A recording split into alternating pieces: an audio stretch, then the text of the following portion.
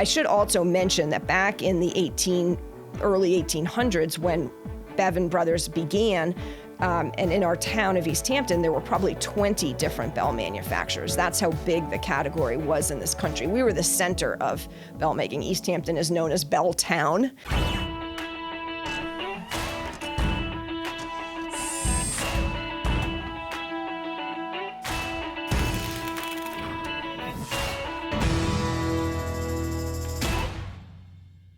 Just a quick reminder for you to like, subscribe, and rate this podcast so we can get your feedback and know how to make it better. Hey, it's Ari. Welcome to another episode of the Made in America podcast. I am really excited to have Cici Bevin on. She's the Chief Growth Officer of Bevin Brothers Manufacturing, very well known for Bevin Bells, right here in East Hampton, Connecticut. Cici, thank you so much for coming on today. Great. Thank you for inviting me. We've got a lot to get through today, right? 200 years of history with some really interesting family connections. There's a lot to get to. But it's the Made in America podcast, and we always start off with the same two questions. What do you make, and why do you make it? All right. Well, we make bells, and when I say that at the proverbial cocktail party, I usually take a pause because people have a moment to say, bells? So yes, we make bells. And why do we make those? My family's been making bells since 1832. I'm actually sixth generation. And, you know, if we didn't make them, nobody else would. We're the only U.S. bell manufacturer still in business today. So we like to carry on that history. And frankly, it's just a fun product to make. Yeah, no doubt about it. I think the only one in North America, as I read, not even just in the United States, which is really cool. And as you alluded to, there's a really sort of strong history in your family, and really linked back to the town of East Hampton. And there's some really interesting stories about what's happened to the company over time and what we're doing, and interesting connections with Bevin Bells and really iconic American, culture stuff. So we got to get to all of that. But before we do, I just want to get to sort of your background. I mean, as it stands right now, as you mentioned, you're sixth generation. You didn't grow up in the business, didn't even grow up in Connecticut, really. And so maybe talk just about your story. You know, what sort of your journey that led to being chief growth officer at Bevin Brothers?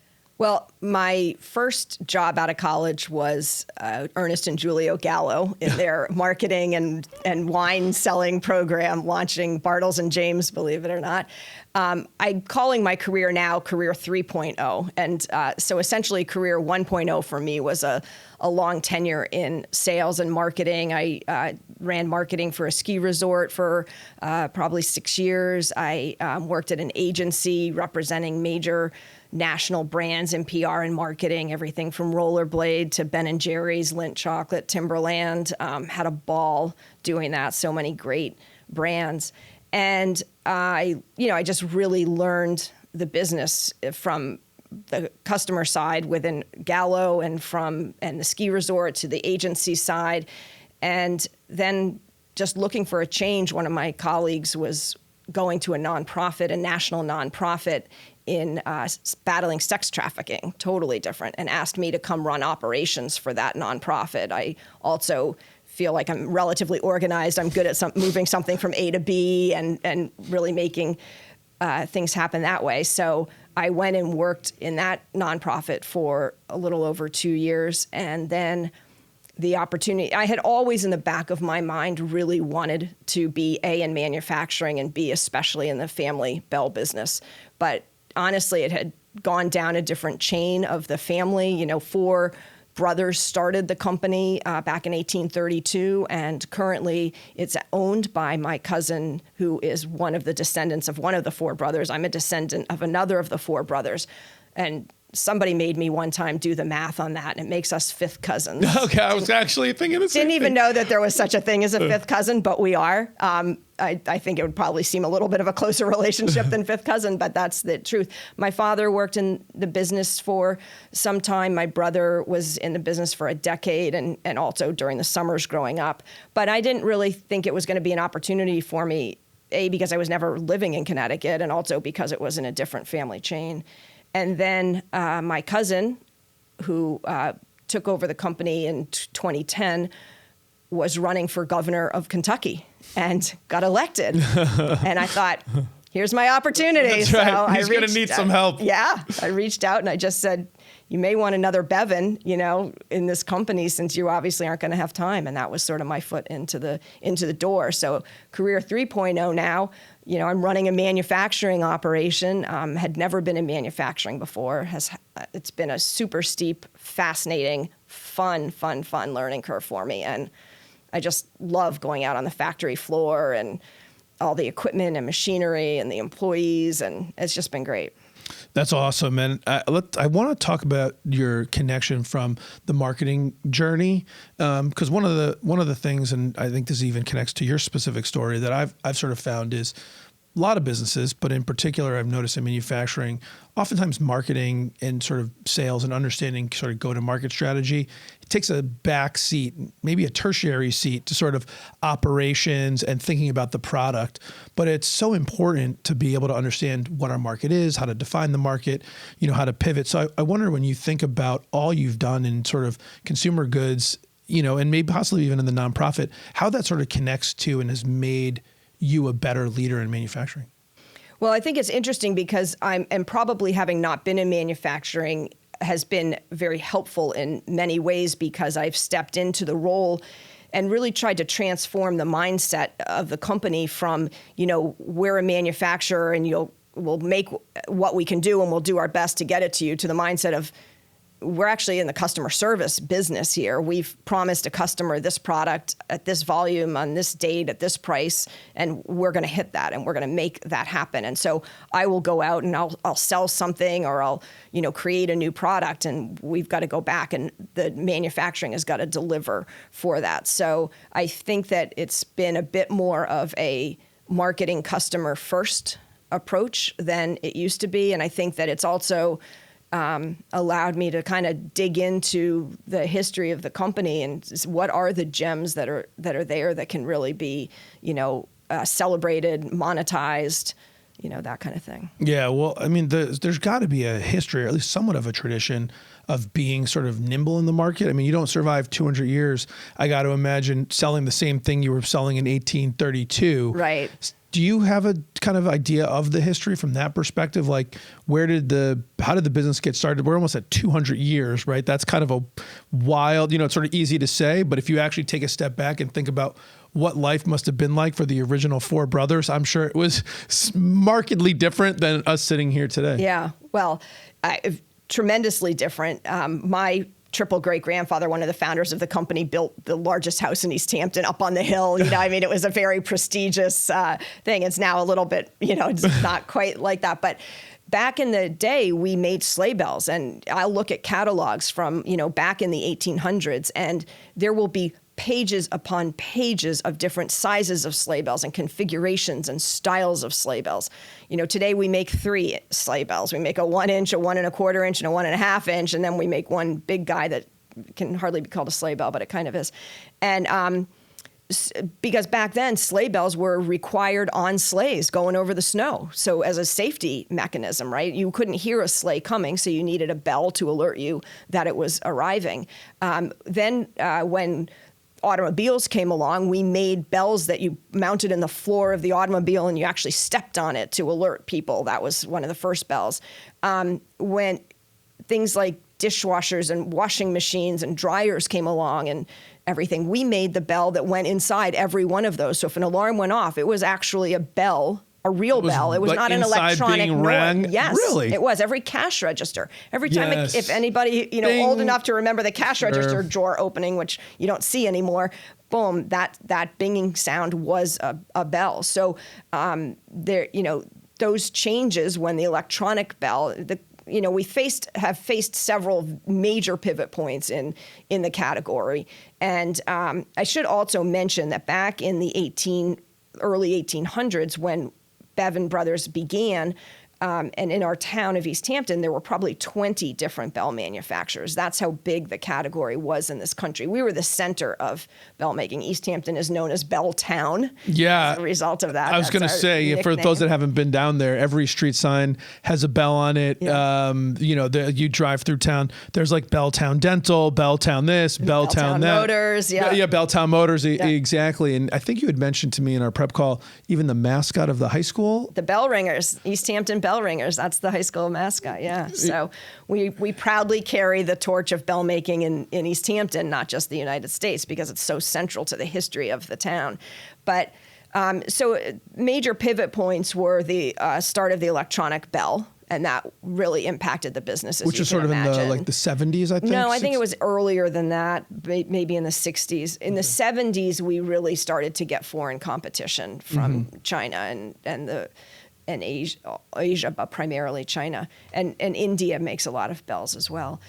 So how to react to foreign competitors able to come in at much lower prices. And one of the things that we have done a lot is we work a lot on personalization. I have a couple bells here that have logos on them. We sell a lot of bells for events and races, so customization, which is very difficult to order from overseas, and quantities of 10 and 20,000. You know, if you're having an event for 100 people, you're going to buy U.S. bells. Right. So things like that have been very helpful.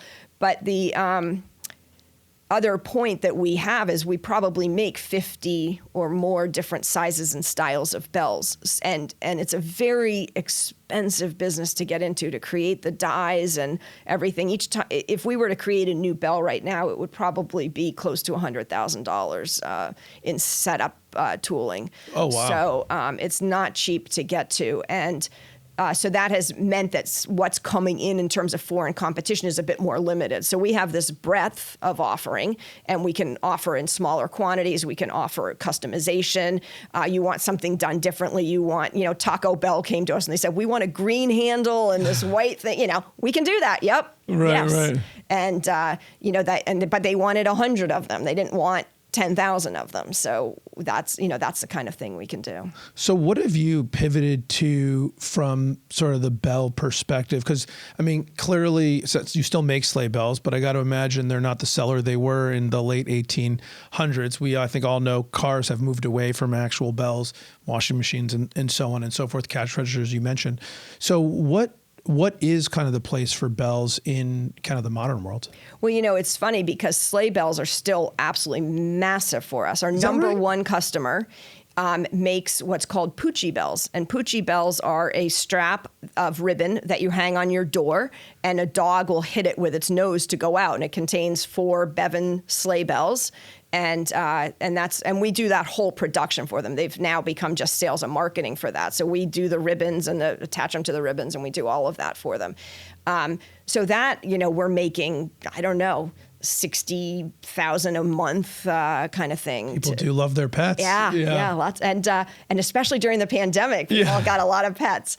So but the other thing that's huge in sleigh bells is train rides, and if people in Connecticut are probably familiar with the Essex train ride, and so we sell Essex bells for every kid gets a bell when they ride on the Essex steam train. We do that all over the country in sleigh bells, and that's a huge business for us at Christmas. And people just call up, we need 20,000 more this year. Okay, we need 25,000. I mean, those things are leaving on pallets to trains all over the country. So that's been very, very nice for us. So that's a totally different, and that's thanks to the Polar Express children's Christmas story. Yeah, so that's really, it's funny, you've done, and we should probably get into it here for people that can't see. I do want to go through some of the stuff. You've really thought about, how to connect what you guys are doing from the bell standpoint to like cultural moments, going back, as far as It's a Wonderful Life, Saturday Night Live is connected, even new movies, like the Polar Express. It's just really interesting. Maybe you could sort of walk us through those connections and how they've been so important to you guys. Yeah, well, one of our favorite claims to fame is that it was our bell on the tree, and It's a Wonderful Life when Clarence gets his wings, and everybody hears it. And I have one here that has the familiar little tinkle, that bell. While Bevin was making a very small replica bell, they hadn't really been promoting the bell. And so when I came in, that was one thing, you know, everybody was like, oh, it's so big, it's not going to hang on a tree, it's too heavy. And I was like, I don't think so. And it's been just massive for us. It's been a really nice thing to see because everybody loves that movie. Literally, honestly, you talk to even 18-year-olds, they're like, oh my gosh, my parents make me watch it every Christmas. And, you know, it's still huge with consumers. So that's been, but you're right. I think we try to find, and in addition to sending sleigh bells to trains, we have made a Believe bell that is just also sort of loosely formed on the Polar Express. And we sell those literally buckets of those to gift stores all over the country. And it's just like at the register, somebody's just picking up a little Believe Christmas ornament that they can hang on their tree based on the Polar Express. So, you know, trying to find those synergies. In addition to, you know, we still make all of the, you know, this is the bell that everybody, Ari said, oh, that sound, that's the Salvation Army asking you for money at Christmas. And we make every bell that the Salvation Army, you know, we're the only supplier to bells in the United States for the Salvation Army. How many bells do they get every year? Pallets. We sell to 4 different districts because the country is broken up by territory, and each territory will buy, I don't know, 5,000-10,000 bells. A lot. Lots of fresh bells every year. And then, I mean, I did want to just talk about this one because it says gotta have more cowbell on it. I mean, classic, maybe kind of saying my age, but classic Saturday Night Live skit. Yeah, it's actually I think it might still be one of the top 10 Saturday night skits of all time. And when I'm at a trade show, I have a picture of Will Ferrell and ringing the bell, and that brings in, between that and the giant picture of It's a Wonderful Life, people are always coming and talking to me about their personal relationship with that skit or the movie. And that's just another huge iconic thing. So people love this, you know, and it's really got that, you know, that old school, like Swiss cowbell kind of sound to it. We have a clapper in it. In the movie, they don't. I mean, in the skit, he's hitting it with a drumstick, which is how you would do it in a band. And we also sell them to people to use on their kits and stuff like that for drum kits. But that's a very popular bell for us. That's really amazing that you've really kind of figured out a way to continue to pivot and be relevant, you know, in a market that I think people would be surprised to know that there is still a market. So talk about sort of the relationship with the family over time. So your cousin is in Kentucky. Mm-hmm. You're in Boston. The company's in Connecticut. How does that all work? Well, I do have an apartment in Connecticut and spend quite a bit of time in Connecticut at the factories. I work from my home office at least Mondays and Fridays, and then I'm in the factories 2 to 3 days a week, depending. You know, it is what it is. So we make it work. I have great team members at the factories, and so yeah. Just kind of finding a way to make it work. Yeah. And it's such a big part of the town. Like, wonder how you guys think about that. I was reading, actually, let's talk about this a little bit. There was a fire in the factory not too long ago. Why don't you tell us the story? Yeah. So back, my cousin Matt took over the companies probably in 2010, and Memorial Day of 2012, there was a fire, a strike of lightning, and the building dated back to 1832. I mean, pieces of it, and, you know, with oil and different things as part of the manufacturing process. I mean, it was just a tinderbox waiting to go. There was just nothing that was going to stop that fire once it got started. And we lost absolutely everything. Every old photograph, every old catalog, every historical bell we had. We had a couple of strokes of luck. One is that the dies that we use in making our bells are so strong and such thick steel that they survived the fire. It was the only thing. None of our presses, none of our equipment, none of our nothing. But because the dies survived, we were able to think about restarting the company. And we had no insurance. The building was uninsurable, right. Literally uninsurable. Luckily, my cousin had the means to help the company get back on its feet. The town of East Hampton rallied, the state of Connecticut rallied around bringing this company back. It was truly unbelievable outpouring. And 3 weeks later, we were making this 10LD, our big workhorse bell, was coming off presses used presses that we bought and moved into a building that was a quarter of a mile or less than a quarter of a mile from the burned down factory, which is where we are today still. And it was quite a journey to get back, but everybody was very committed that this wasn't going to be the end of Bevin Bells, and it's been really, really nice that we had the ability to do that. Yeah, it's really impressive. And I'd been reading a story that when they interviewed your cousin about like what he was going to do, because he just got involved, wasn't involved, living in Kentucky, kind of finance and politics and whatnot, and then all of a sudden he owns this factory, and then like 2 years later the thing burns to the ground with no insurance. So it's probably a pretty precarious. I mean, you can imagine it's touch and go. Oh, yeah. In an interview I had read, he said, there's been Bevins making bells in East Hampton for nearly 200 years, and that's what we do. Yeah. We make bells. Yeah. And he'll get quite emotional when he talks about it, and some of our foremen who are still with us today that, were down there, standing there watching their life, their whole career gone in ashes. It's a very, very moving thing. Yeah, and it's really amazing that it's come back and been able to do it and now and thrive. Yeah, and so were you expecting when you got in there to see these capabilities to thrive? But did you think through all of this go to market and have a deep understanding when you got started, or were you like, let's just figure out how it works? Yeah, let's build this plane while we're flying it. That was, I didn't know the business or the company I knew the history and I knew some of it, but no, I didn't go in with grandiose plans of here's what I'm going to change. I literally went in and I said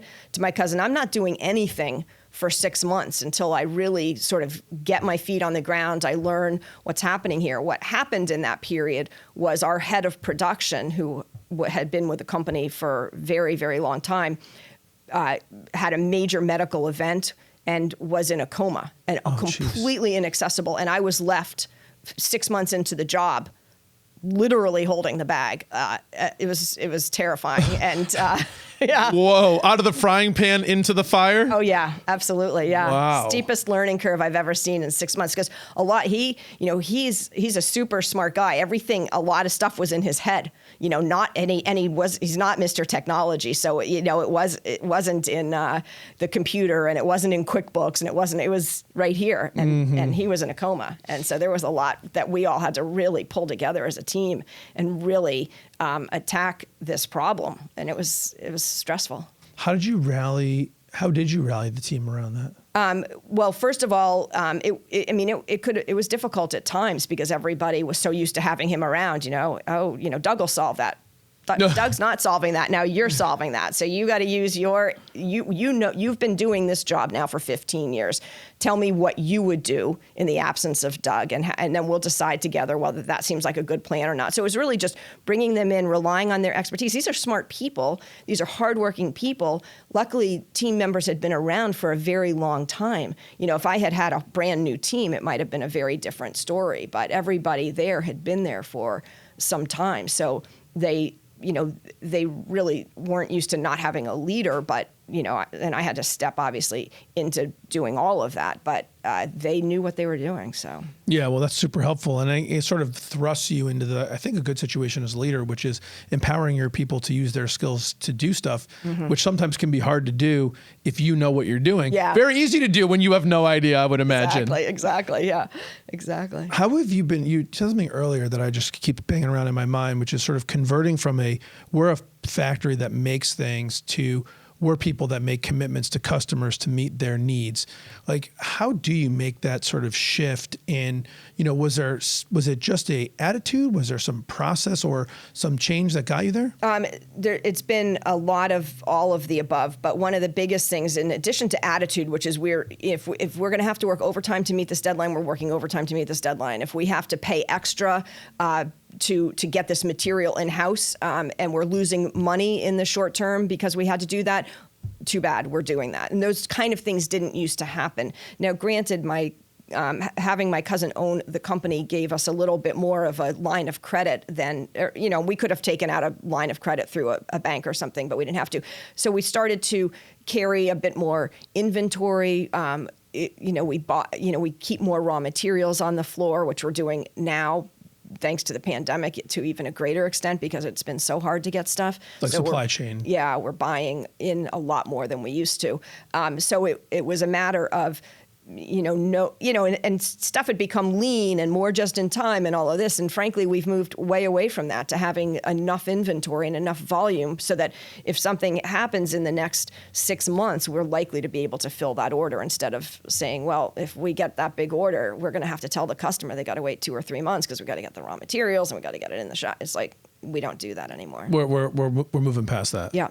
Trying to figure out what the demand looks like. So are you kind of trying to do some demand forecasting to sort of understand? All the time. Absolutely all the time. We're watching the numbers and trying to understand, sleigh bells, in June, we're really ramping up the sleigh bell production because we know that's going to hit heavy in August and September for all of the trains that are going to be taking off in November. And so, and I know that the Salvation Army are great partners, and I know their orders are going to come in June. And so in March, we're starting to build for the Salvation Army June orders so we can ship it in August so they can have it ready for all their bell ringers. So lots of forecasting, lots of looking at, past sales trends and changes. And then you'll get hit. We had a school last year that decided they were going to give, this bell, this 4HB hand bell to every graduate. We suddenly got an order for 4,000 out of the blue that we didn't expect. And that's a big number for that bell when for us that, we don't expect the 4,000 order on something like that because that's a lot of steps to make. Right.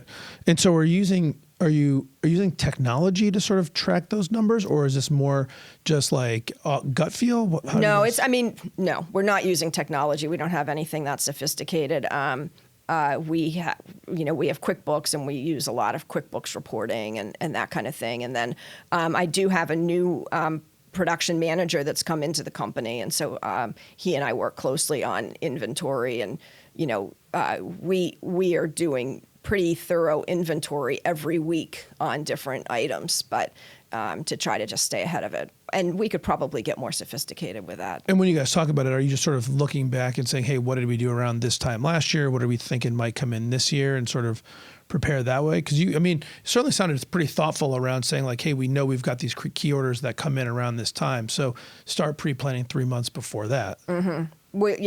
And we're really planning a year out, honestly, because right now I'm looking at brass purchases that are going to get, because if we buy in bulk, we get greater discounts on the price per pound and that kind of thing. So, but yeah, the problem is, or the reality is, when you have such a mature business, it doesn't really change that much until you come out with a new product or, something else. And then so when I brought back this It's a Wonderful Life bell, and I was at a trade show and this catalog came and they said, oh, we love that. It's perfect. We want to buy it. We think we'll buy 2,500 units. So I'm like, okay, great.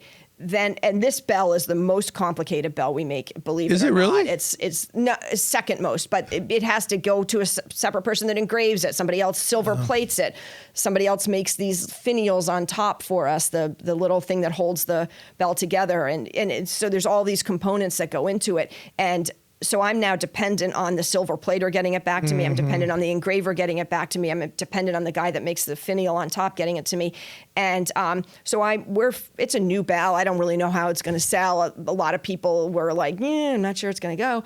And so that they put it on the cover of the catalog, and like day 2 of the catalog drop, they're like, we'd like to up our order to 15,000. And I was like, it's November. My God, I don't even know. And so the entire factory went into absolute and my poor suppliers that do those things. I was calling them every 15 minutes. Give me an update. You got another 100 bells for me?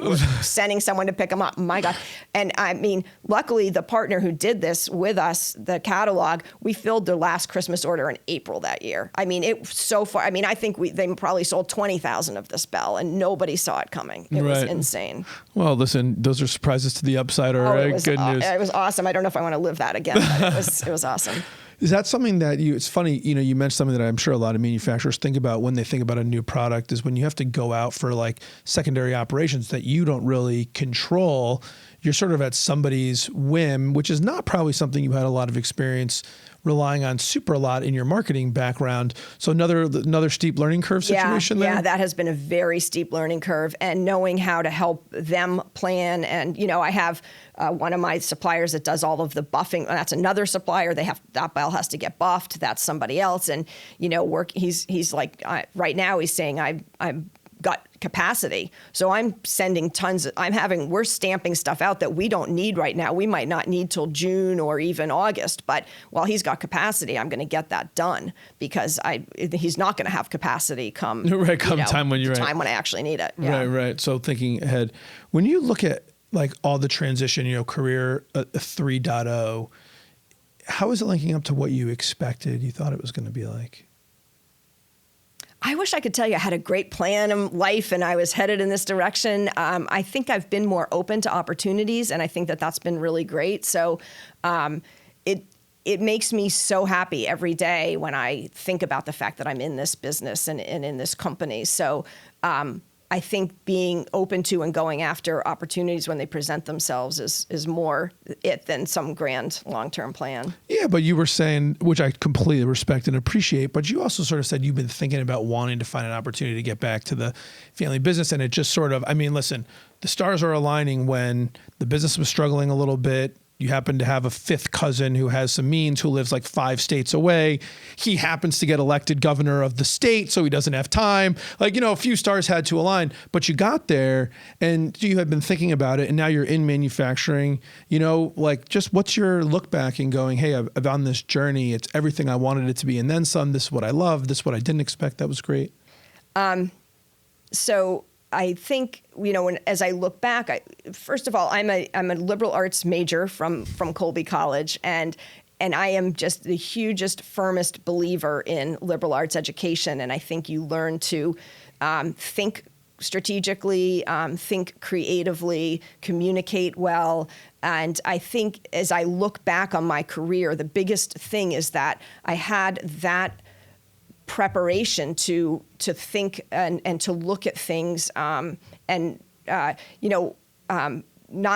be afraid to take something different on and feel like I could learn it. So when I look at all of the things that led up to this moment, I think it's being willing and able. I had the mindset to be in the right place because I wanted to do it. So it didn't just sort of fall in my lap. I was looking for the opportunity, let's say, and it presented itself. So, I don't know if that answers your question. No, it's great. And I think that, it's a couple of things you said that I just really, want to pull up were, the idea that when we want something, sort of like thinking about it and looking for it. People talk about luck, and I have often said luck is when skill meets opportunity. Mm-hmm. And you kind of got to be on the lookout because opportunity will pass you by if you don't have your eyes open. Right, absolutely. So having that mindset. Also, frankly, I think my cousin recognized as well that my skill set in marketing and sales was something that the factory hadn't had really since my father left. My father was sales and marketing, and his cousin was production and operations. And when my father left the company, that skill set never was picked up again until I came back in. So, and definitely needed in every single business. How's your relationship with your cousin now? Do you guys talk a lot? Oh, it's great. But honestly, he doesn't have the time, to be too involved in the business. So we may get on the phone together. I talked to him this week about another issue, but we might get on the phone together every couple months or something like that, for a little bit. But he's always very interested. And I'll tell you, when he shows up in Connecticut, which often he'll do totally by surprise because he's headed somewhere else, he knows every employee in the factory, and he'll go up and he will have a conversation with each employee and know who they are. And it's really nice. He's very, very, he loves the business. This is his passion business. He owns a number of companies, but this is the one that's nearest and dearest to his heart for sure. That's really awesome. Yeah. So I know we're almost out of time, but I just wanted to touch on a couple other things because you've obviously gotten really invested in manufacturing because you went outside of the Bevin Brothers and did, acquired a business and moved it to Connecticut. Tell us that story. So we had an opportunity. I and one of my sales things, I was going after this Target, and they kept saying no to me, and they kept saying, bells, nobody needs bells. And I was like, everybody needs bells. But they sort of a consolation prize. In the 5th time they said no to me, she said, well, this other little company that is actually a really big seller for us is looking for a buyer, Guardian Bell. And Guardian Bell makes small pewter bells. The genesis of the company was bells that people put on motorcycles to ward off evil road spirits and keep them safe while they're riding motorcycles. And so she said, since you're a bell company, they're making these little good luck bells, maybe it would be a good fit. So we ultimately went out and looked at it, and I saw just a huge opportunity with this to move beyond the world of motorcycles into, everybody needs good luck. So you got to give it to your kid who's being deployed, or somebody in the hospital, or sending a kid to college, or, taking a trip, whatever it might be. My father-in-law, when he was in the ICU, and I brought him the bell and talked about it and hung it on his IV stand. He just wouldn't let the nurses take him anywhere without his bell. Where's my bell? I think he thought it was keeping him alive. I mean, so we bought that company right before the pandemic in the summer of 2019.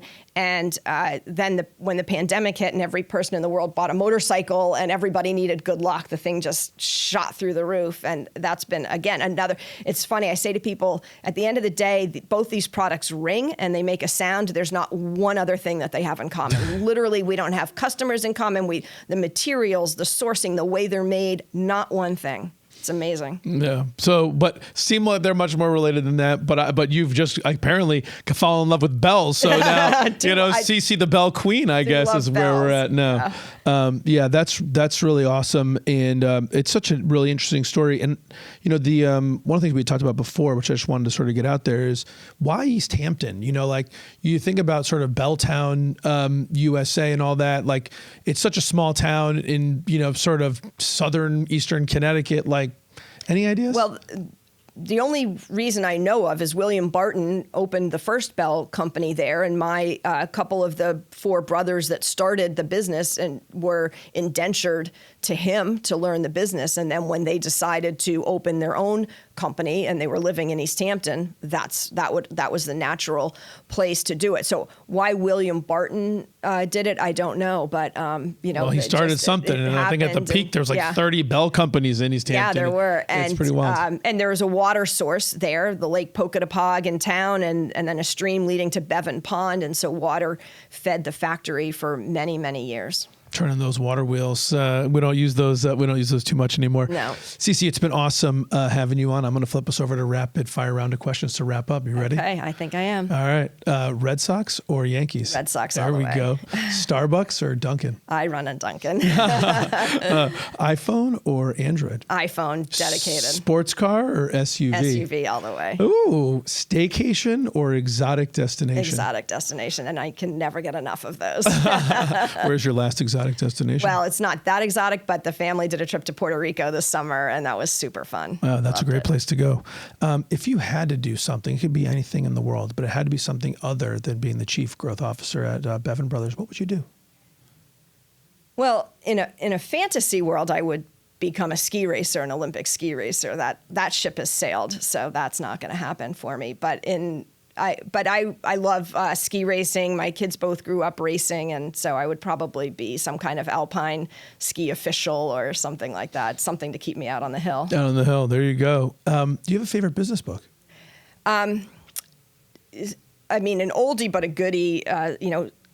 Someone Moved My Cheese, I think, is such a metaphor in my life in terms of just, responding to and dealing with what happens. Somebody, gets sick and goes into a coma, and your cheese has really been moved. What are you going to do now?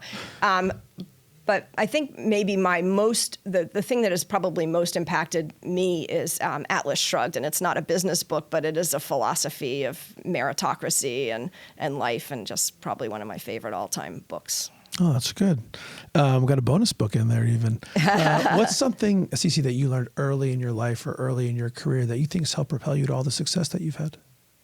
I think the 2 things I would say are doggedness and no fear. I'm not afraid to pick up the phone and call anybody, talk to anybody, try any new idea, and I will just stick to it until I can't stick to it anymore. But hopefully more often than not, that helps me achieve what I want to do. No, that's fantastic. It reminds me of the old saying, persistence beats resistance.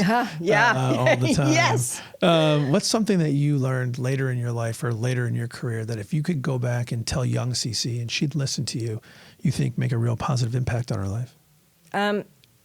Yeah, I don't know. I struggle with that a little bit. I think, maybe greater empathy and listening skills. I tended Really? in my younger life to be very sure of myself and very sure that this was the way to do it and very sort of demanding about that. I had an employee come up to me once, and I will say my employees, I think in general, have always really liked me, but I had very high standards, and he said, "You were the most terrifying job interview I've ever had." And I was like, "Me?" I was so unself-aware. I was like, my God, that really struck me. I was like, wow, because I don't think of myself that way. And he said, no, I mean, it's been all good and I've learned so much and I've loved it. And I was like, so I've tried to Think that work through. on that a little bit. Well, you have worked on it, at least in my experience. I would not have pegged that. Thank you. So see, it's been helpful. It absolutely has. Cici, it has been really, really fun having you on, and I really appreciate you sharing your views and the history and everything, and we wish you all the best of success. Great. Thank you so much. It's been great. Made in America with Ari Santiago is brought to you by Compass MSP. Thanks for listening and spending some time with me today. My goal is to help build a strong manufacturing community, and it would be impossible to do without all of you.